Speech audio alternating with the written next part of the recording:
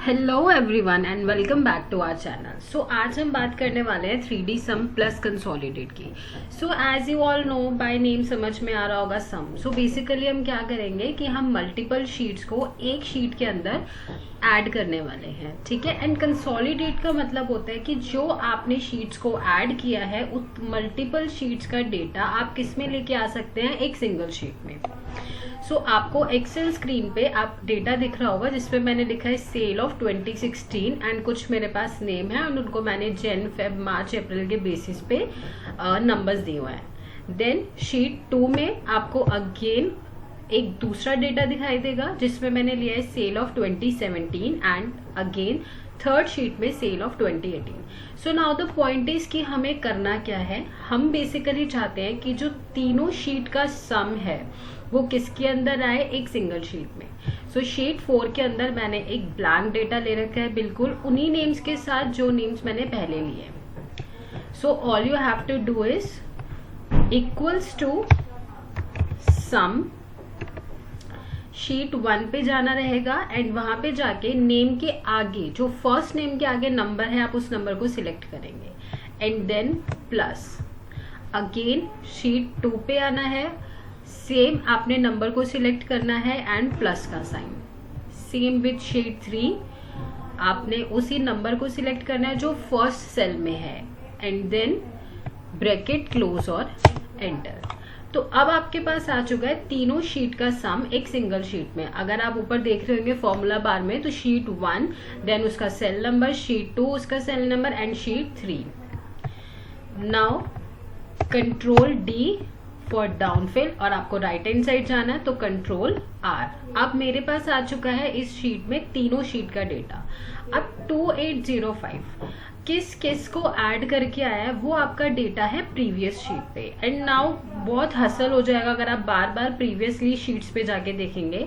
सो अब हम करने वाले हैं यहाँ से कंसोलिडेट।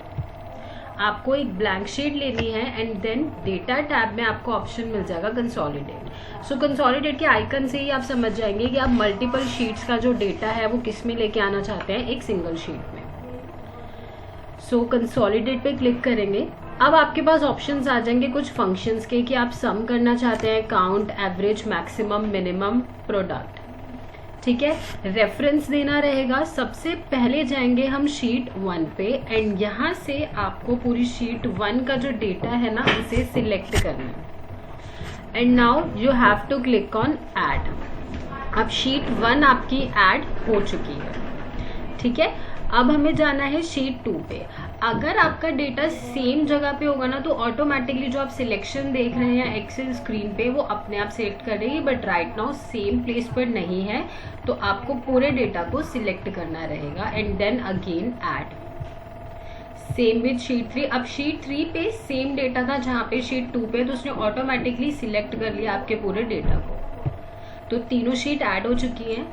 नाउ अब आपके पास नीचे ऑप्शन आएगा यूज लेबल। तो इसके अंदर आपके पास 3 ऑप्शन है, top row, left column and create link to source data. So अगर आप टॉप रो पे क्लिक करेंगे तो नेम, जन, फेब, मार्च आएगा जो आपको ऊपर हेडिंग से रखी है। लेफ्ट कॉलम में जितने भी कैंडिडेट हैं उनका नेम आएगा एंड ऑब्वियसली जब तक आप लिंक क्रिएट नहीं करेंगे आपके पास तीनों शीट का डेटा नहीं आएगा। तो आपने तीनों इसको ऑप्शंस को टिक कर देना है एंड ओके।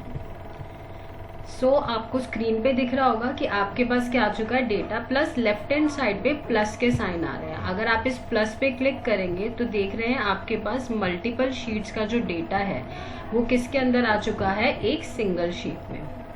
अब कनक के नेम के साथ सारा डेटा आ चुका है कि उन्होंने किसको ऐड करके एट द एंड इतना सेल किया था।